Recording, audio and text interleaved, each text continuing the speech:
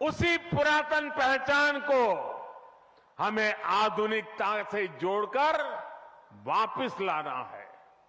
साथियों, आने वाले समय में अयोध्या नगरी अवध क्षेत्र ही नहीं बल्कि पूरे यूपी के विकास को ये हमारी अयोध्या दिशा देने वाली है। अयोध्या में श्री राम का भव्य मंदिर बनने के बाद यहां आने वाले लोगों की संख्या में बहुत बड़ी वृद्धि होगी। इसे ध्यान में रखते हुए हमारी सरकार अयोध्या में हजारों करोड़ रुपयों के विकास कार्य करा रही है, अयोध्या को स्मार्ट बना रही है। आज अयोध्या में सड़कों का चौड़ीकरण हो रहा है, नए फुटपाथ बन रहे हैं, आज अयोध्या में नए फ्लाईओवर बन रहे हैं, नए पुल बन रहे हैं। अयोध्या को आसपास के जिलों से जोड़ने के लिए भी यातायात के साधनों को सुधारा जा रहा है। साथियों, आज मुझे अयोध्या धाम एयरपोर्ट और अयोध्या धाम रेलवे स्टेशन का लोकार्पण करने का सौभाग्य मिला है। मुझे खुशी है कि अयोध्या एयरपोर्ट का नाम महर्षि वाल्मीकि के नाम पर रखा गया है। महर्षि वाल्मीकि ने हमें रामायण के माध्यम से प्रभु श्री राम के कृतित्व से परिचित करवाया।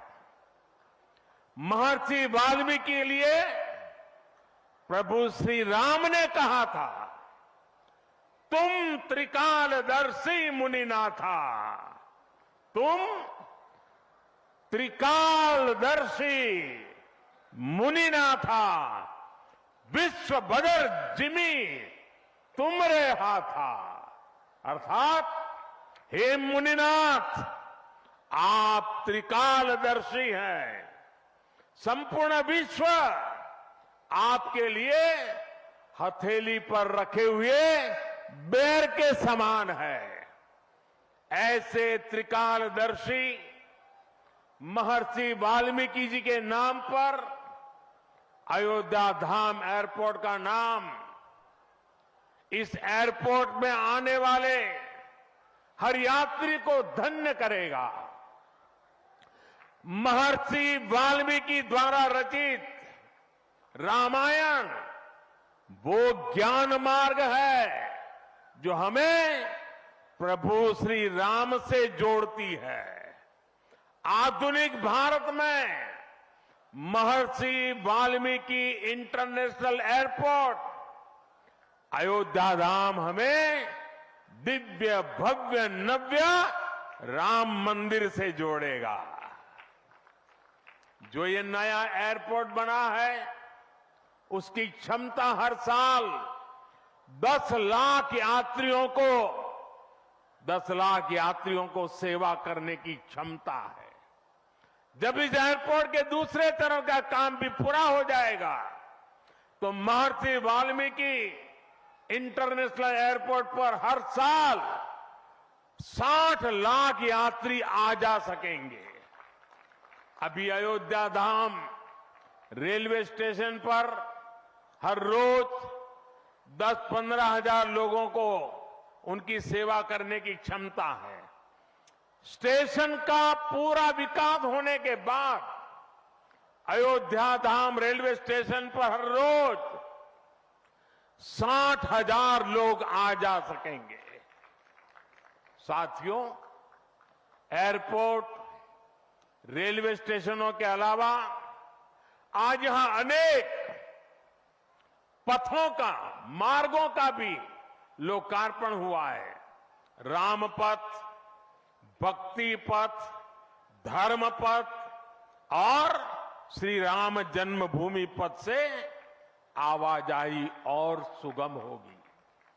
अयोध्या में आज ही कार पार्किंग स्थलों का लोकार्पण किया गया है। नए मेडिकल कॉलेज से यहां आरोग्य की सुविधाओं को और विस्तार मिलेगा। सरयू जी की निर्मलता बनी रहे, इसके लिए भी डबल इंजन सरकार पूरी तरह समर्पित है। सरयू जी में गिरने वाले दूषित पानी को रोकने के लिए भी काम शुरू हुआ है। राम की पैड़ी को एक नया स्वरूप दिया गया है। सरयू के किनारे नए नए घाटों का विकास हो रहा है। यहां के सभी प्राचीन कुंडों का पुनरुद्धार भी किया जा रहा है। लता मंगेशकर चौक हो या राम कथा स्थल, ये अयोध्या की पहचान बढ़ा रहे हैं। अयोध्या में बनने जा रही नई टाउनशिप यहां के लोगों का जीवन और आसान बनाएगी।